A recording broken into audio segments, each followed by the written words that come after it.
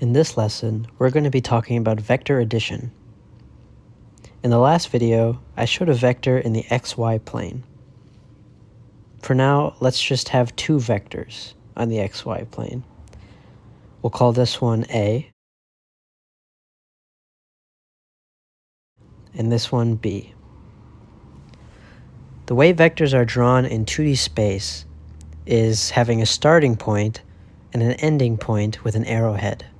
With this visual representation of a vector, we can see the magnitude, which is the length, and the direction with the arrowhead. Let's practice something called bracket notation. This is a very common and easily understood way of notating the values of a vector in space. The brackets look like this. The left number indicates the x component of the vector, and the right number indicates the y component of the vector. There is a comma in between them to separate them, just like in normal xy plane notation of points. Let's look at vector A. On the x-axis, if we follow the beginning of the vector to the end, it travels 2 points to the right. So the x component of vector A is 2. If we do the same thing for the vertical component, or y component of the vector, it goes up 3 points. And so vector A can be written as 2, 3 in bracket notation. Let's try this with vector B. Go ahead and pause the video to try and write vector B in bracket notation, and then unpause when you're ready for the answer.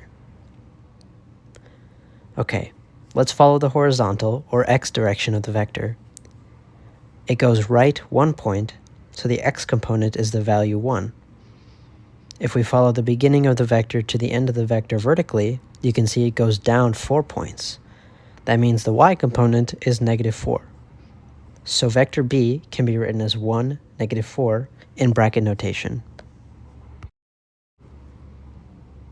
So now I want to talk about a property of vectors that is super cool and fun to toy around with if you're bored.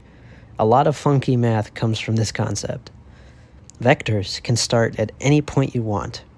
For example, on this xy plane that I've created, what happens if I moved vector A over here? Does the value of vector A change? No. This might be a little confusing to you at the beginning, but I promise as you use this property more, you'll get used to it. Now to talk about something a little more complicated, vector addition. When on a 2D plane, vectors are drawn with a beginning point and an end point depicted by an arrowhead. Let's say you have two vectors and you want to add them together. What does that even look like? Adding two random line segments? That doesn't make any sense. Well, there is actually a way to add these vectors. This is a technique called tip to tail, where you put the tail up against the tip of the other vector. Let's start with vector A plus vector B. Because we can move these vectors around, we can move these two vectors to a place that helps us with our tip-to-tail technique.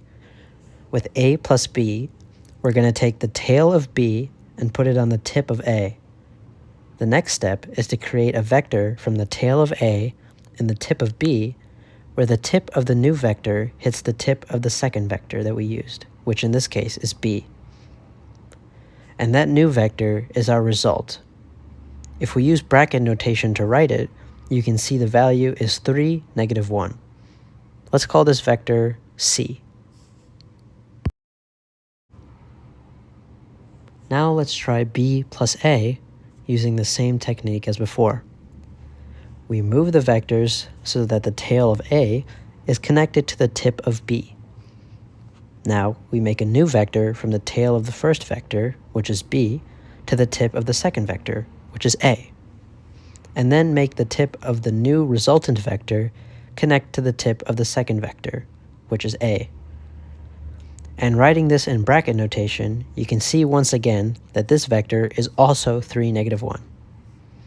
My fellow learners, we have just discovered another property of vectors. This is called the commutative property of vectors.